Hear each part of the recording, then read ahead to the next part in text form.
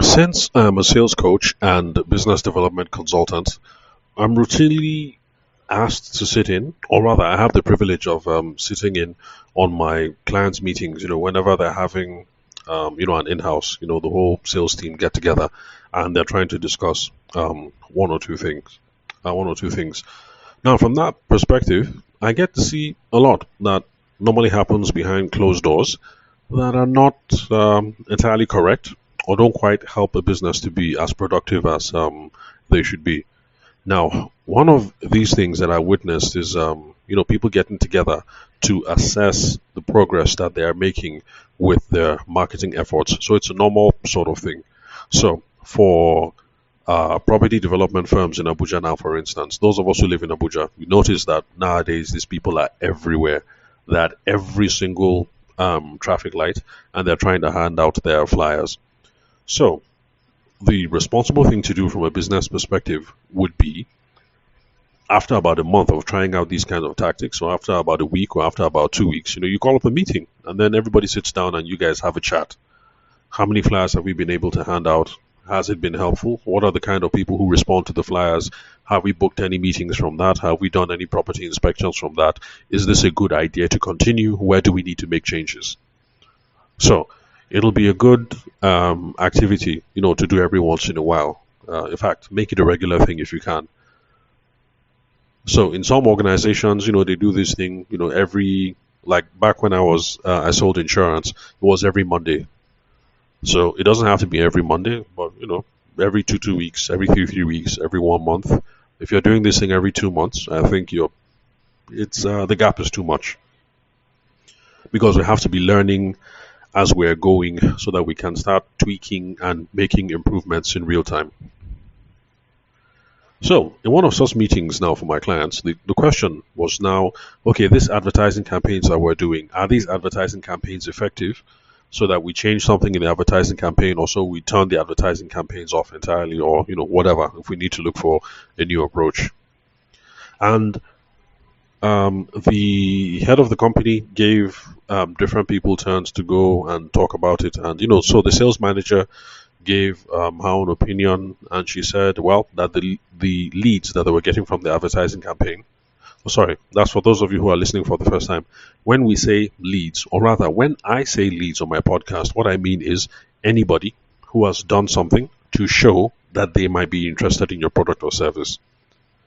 Now, if you put out an advertising campaign and somebody clicks on something and the person says, I'd like to know more, send me some extra information, how much does it cost, blah, blah, blah, it shows that they might be interested in your product or your service. So that is a lead. Now, you as a salesperson or as a marketer or, whatever it is you call yourself or whatever it is that they call you within your organization, you now have the responsibility to reach out to the person to be sure that you have somebody of quality, somebody of substance that you're talking to, that they have a need, that they have a want, that they can pay. It looks like this is a solid prospect here. Now, when you know that you have a solid prospect, you're not dealing with a lead anymore. You now have a deal on the table. Remember, deal just means this is a person of substance. This person can pay. It looks like they have a timeline, and it looks like there's a need that we can satisfy. So that's what makes the person a deal. So if you run an advertising campaign and 1,500 people respond, please don't say that you have 1,500 deals. You don't. What you have is 1,500 leads. When you talk to those people, and at the end of the day, you find out that, well, it looks as if it's only 200 people who are serious. Okay, those 200 people, could be possible deals. But we'll talk about more about that in future episodes. In fact, I've spoken about things like this in the past anyway. So if this is your first time listening to the podcast and you want to find older episodes, to be honest, I can't help you at this point because I've already made over 1,500 recordings. So the best I can advise you to do is you go to show notes. Sorry, not show notes. Listen Notes. Yes, Listen Notes. It's a website that catalogs different podcasts. So if you go to Listen Notes, they created a profile for me there. I didn't create it myself. So go to Listen Notes. You search for this podcast or you use my name, Tawishima Ayede. My podcast will show up there. Now, if you use the search engine, it will search within the podcast and it will show you episodes where I've spoken about these sorts of things. So just go to listen notes and then search leads, search advertising, search, whatever it is, and it will show you particular podcast episodes where I spoke about those things. Because to be honest, I've made way too many episodes, so I can't even remember when I did it or what exactly we spoke about. So go to listen notes. Another option would be to use whatever AI tool you have on your phone. So you just go to Gemini, Google Gemini. I recommend it not because they paid me, but just because it's free. And if you lose your phone and you get another phone, all you have to do is just sign in. It remembers your history and then all of that. So that's the reason why I recommend Google products, not because they paid me. By the way, if you work at Google and you'd love to support the podcast, then reach out to me, call me, send me a text message or WhatsApp message on 080-6466-2140. Help your boy. Help improve my ministry. And for those of you who want to connect with me, yeah, that's the phone number. You can do just that. I don't respond immediately. I can't promise that I respond immediately, but definitely you hear from me in less than 24 hours. And yes, I do respond to absolutely everyone. Okay, there's this individual that I blocked because he was being an idiot, but that's just one individual that I have blocked over the 6.5 years that I've been doing this. Anyway, where was I? So I think I was talking about the difference between leads and deals. Yeah, leads and deals. So the sales manager now said, okay, it looks like this is a good advertising campaign because so far the people who call, 70% of them have needs. 50% of them seem to have urgency. They seem to have a timeline. And then 40% of the people seem to be able to pay for our product or our service. Now, as a consultant, to be honest, whenever people start giving clean figures like this, it makes me nervous. Because, real life is not 70%, 50%, 40%. Real life is kind of messy. 73.46%, 52.18%. 39.867%, it's messy. So when somebody stands up in a meeting and they declare boldly 70% of this, 50% of that, and my antenna goes up. And honestly, Nigeria now, usually when somebody says 70%, 50%, 40%, it's just their own feeling, it's just vibes, it's the way they feel that they're talking. And when we're having these meetings, if we're going to go based on what people feel, we will not make progress. Some people will feel good, some people will feel bad. And if the people who feel bad know how to shout more than those who feel good, at the end of the day, we'll be going with the opinion of those, the people, the ones where they shout past, and won't make progress. So if you're showing up for these sorts of meetings and your staff are saying 70%, 50%, 40%, ask them, how? How do you know? On what fact are you basing these figures? Okay, how many people spoke to? How many people did you talk to? Blah, blah, blah, blah, blah. Okay, let me see the figures. How'd you calculate this? Because we can't make these decisions based on what people feel. We should be looking for some solid metrics. Okay, from the advertising campaign, I've spoken to 200 people. From the 200 people, 198 said this. From the 200 people, 40 of them said this. Of the 200 people, 62 of them said this. Yeah. Based on that, now we're not calculating percentages. That's a different thing. We're now coming up with facts and figures that we can use to improve our campaign. So based on that kind of analysis now, if you're an Abuja real estate firm or property development firm and you've been sending people out to drop flyers on your behalf at different traffic junctions, you will now be able to say, this thing is working, let's continue, or this thing is crap, let us stop. So that's how you do it. Excuse me. Sorry, I'm recovering from a cold. Now,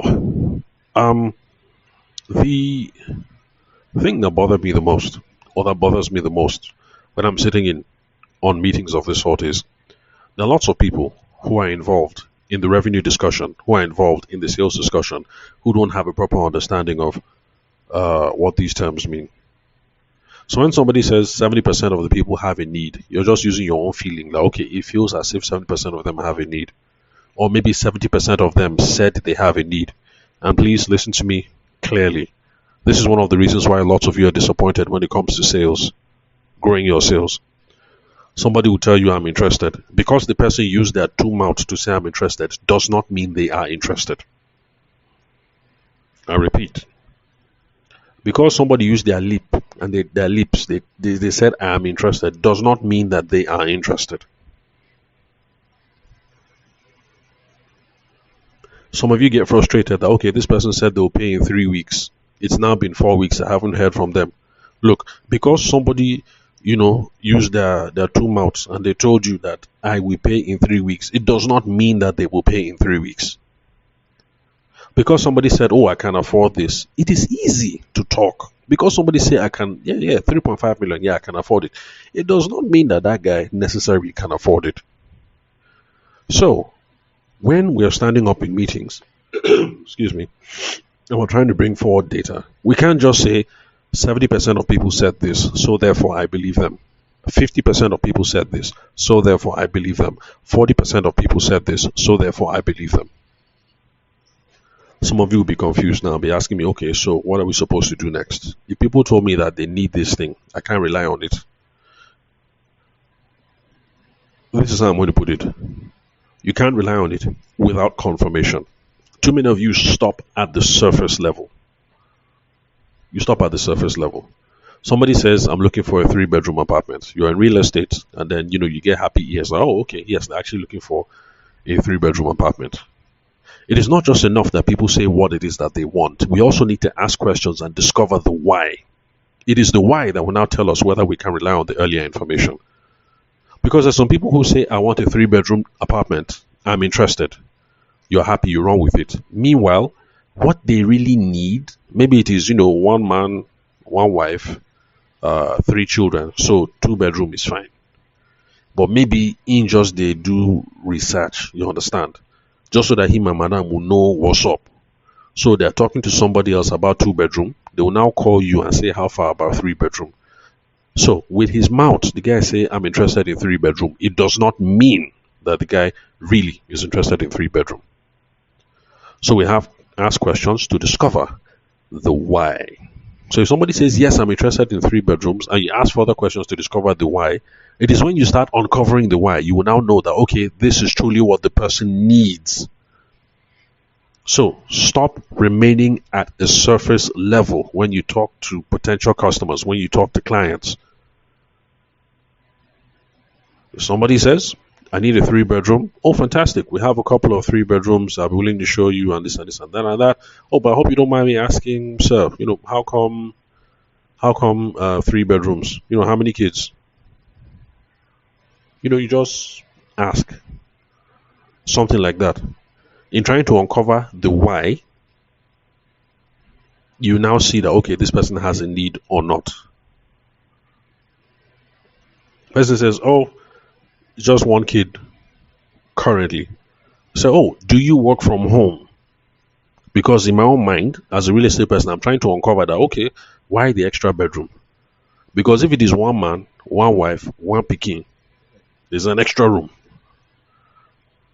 If the person says, oh, we're going to have a living nanny. Okay. I'm beginning to get some confidence that, okay, truly, when the person say 3-bedroom, now 3-bedroom he's looking for. Because I've taken 1 step forward and I've gotten a why. 1 man, 1 wife, 1 pikin, 1 house girl. So 3 bedrooms. Abi, husband and wife, 1 room.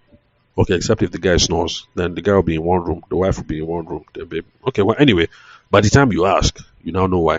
By the way, for those of you young ladies, if you're not married, please ask the guy if he snores, because in the beginning it's cute, but then after a while, you'll be kicking the guy out every single night, and that's not fun.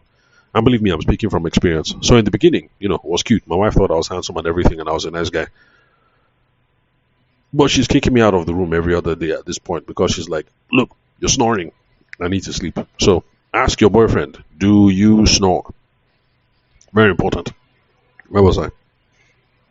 So you need to find out the why. If you sell solar and somebody says, I want a 5 kVA, something, like you ask, why? Oh, 5 kVA. Okay, that's fairly specific. How come? Have you had a energy assessment done? Oh, okay. The last person that came by, what did he say? According to about your energy needs. Like from all this extra background conversation, you now begin to understand some of the reasons why.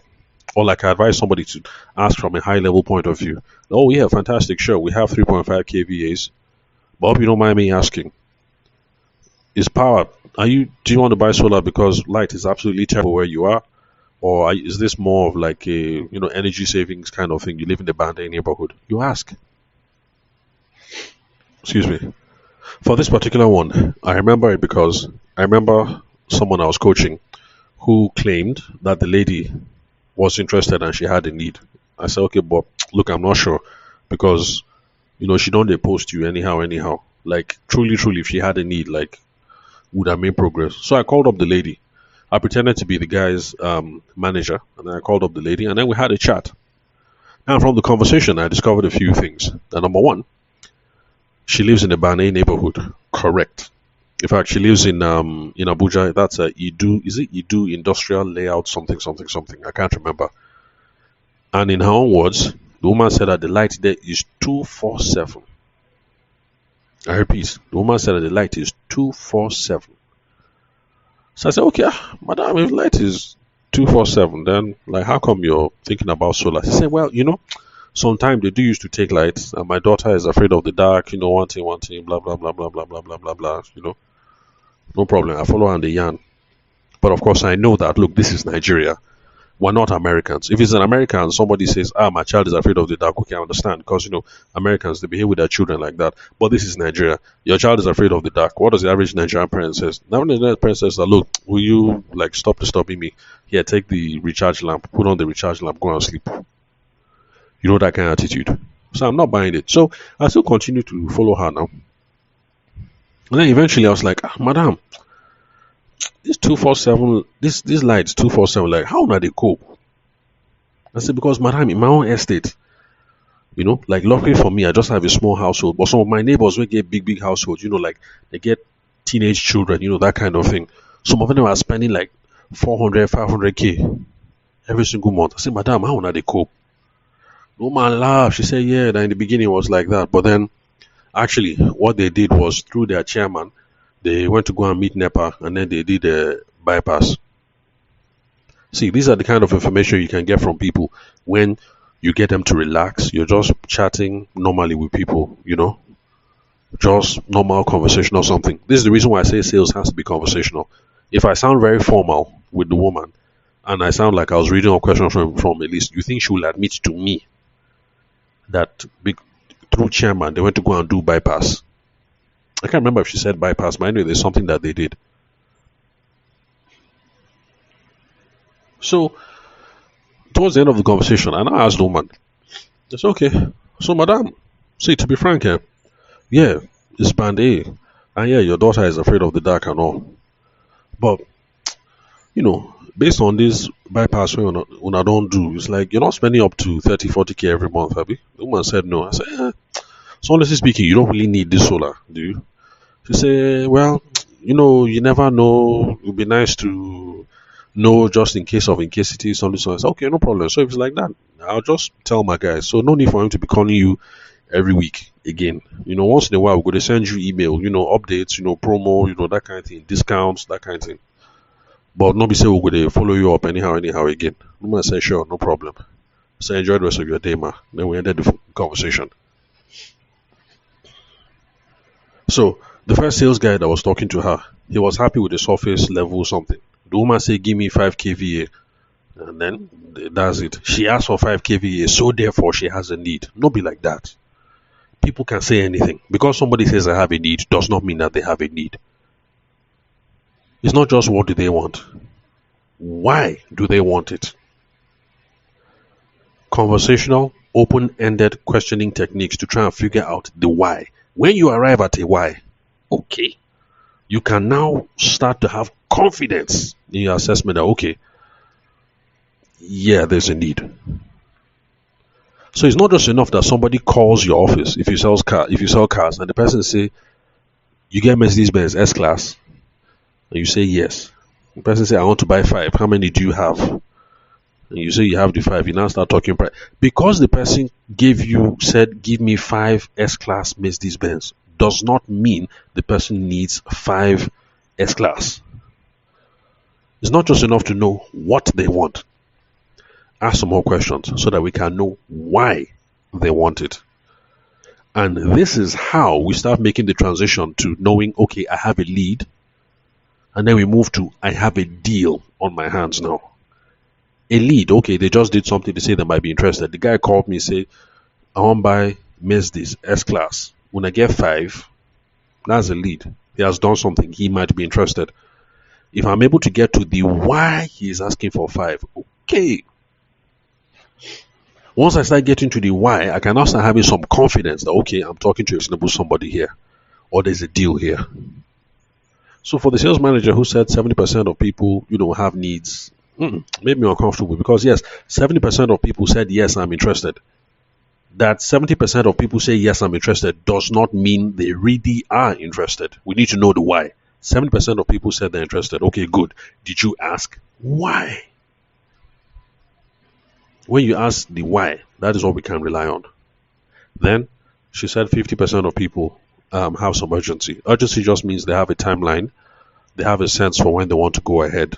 So for Nigerian business owners, especially, we need to be asking about this because if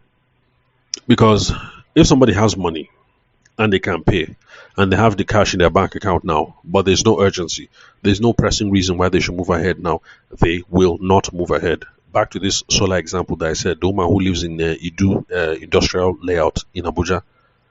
So she's a big babe. So, my guess is, she has the money. But honestly speaking, is there a need? Her daughter is afraid of the dark. Okay, and so chairman went to go and hook them up so that they now did bypass. She's not spending up to 30,000 naira any month. Does she really have a need? Why would she go and be spending 5 million, 10 million, 50 million buying solar? I mean, for what? She said light is 247, and she says chairman has done bypass for all of them. So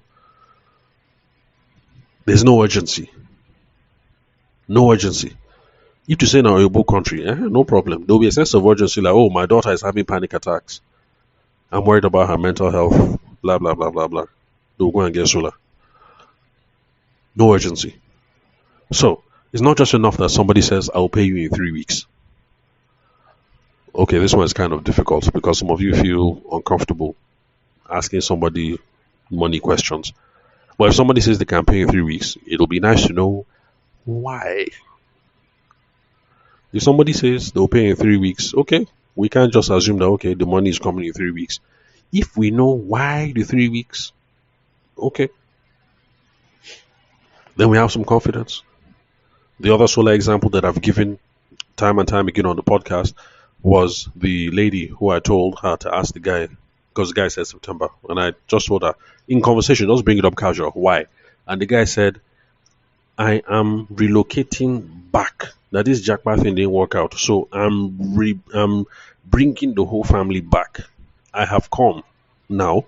The family, they're coming in September. I notice my children now outside we bond them, so they're not used to some kind things. So if Madame comes with the children by September and everything is not set, it won't be all that sweet. Like, I don't want my kids to be exposed to this Niger, Nepal something. So that deal did not close. But knowing the why gives us more confidence in, okay, there's a sense of urgency here or not. And these are the kinds of things that will make you heartbroken because people are telling you, I'll pay in 2 weeks, and then 3 weeks passes, then you get heartbroken. If you did not figure out a why, then you're the one who is doing yourself. Can they pay? Okay, 40% of people say that they can pay. Well, it's easy, like I said, it's easy to say anything with your mouth. Nothing stops me from picking up the phone right now and calling an Abuja car dealer to ask if they have a Tesla Cybertruck on their lot. I saw a purple Tesla Cybertruck that was sold by Sarki Motor in Abuja, and at the time on the Instagram handle was 450 million naira. So nothing stops me from picking up the phone call to ask. I'm posturing as if I get money. Just to be curious, I might even ask the guy, how much for down payment in case I don't get the full 450? If I drop 380, will it work? Nothing stops people from posting as if they can pay. If you're able to find why, okay, then uh, we can rely on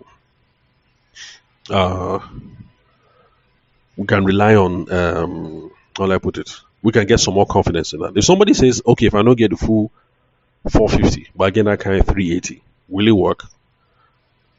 It's not just enough to say, oh yeah, that will work. You now go and tell your guy that yes, somebody's interested in Tesla Cybertruck. If you ask the person, okay, how come you're asking? Are you going to be using bank financing to acquire the car? And the person says, oh yes, I am. I say, oh, that's interesting. Which bank in particular? So well, I use Access Bank, and Access Bank has this, vehicle financing something something scheme something something. You see, from all that background gist, you can now go to your guy who runs the car dealership to now say, Oga, it's as if we have somebody serious. You won't just base your discussion or your hope on the fact that the guy used his mouth to say 3 weeks and he used his mouth to say 380 M. We try and find out the why. Okay, so it's almost 30 minutes. Let me bring it to a close. The point that I'm just trying to make is this. It's not just enough to rely on what people say because it's easy to say anything. Somebody says, oh, I have a need. The person says, well, give me Bluetooth keyboard. It's easy to say, give me Bluetooth keyboard. It would be nice to know, oh, sir, what do you need the Bluetooth keyboard for? By the time the person continues to talk, you will see whether this guy has a need or not. If the person says, yeah, give me a Bluetooth keyboard, I want to get it for my kids, something, blah, blah, blah, blah, blah. Okay. You now know that, it's for the children, so maybe it's not really a need. But if the guy says, my setup, I work iPad, something, something, blah, blah, blah, I need a Bluetooth keyboard. Okay, maybe he's looking more serious now because, okay, it's for his own that he wants to buy. So it's not just enough that somebody say, give me Bluetooth keyboard. Oh, okay, so sure. We have a couple of models handy. But before we start discussing options and price, I'm just curious, so what do you need the keyboard for? Oh, is it for you? Or is it for madam? Is it for the kids? Is it for momsy? You ask. Why? Somebody gives you a sense of timelines. It's not just enough to just say, okay, the person said in 2 months I'll be ready. Try and figure out why. People can say anything. If you stick to what people use their own two mouths to say, you will be disappointed a lot of the time. But if you ask questions and you figure out the why, it's not as if the disappointment will go away. You will still be disappointed. But the thing is just that you catch some people quick, like, okay, this one is just, in just the yarn. It's just like nothing serious. The person is just talking. They're just, nothing here, nothing serious. You'll be able to know this person is not serious. You'll be able to know this person is a maybe. Might be able to get a better sense of, okay, this person is a serious not deal. Not this one not deal. Like I have to stay on this one. I can't lose this one.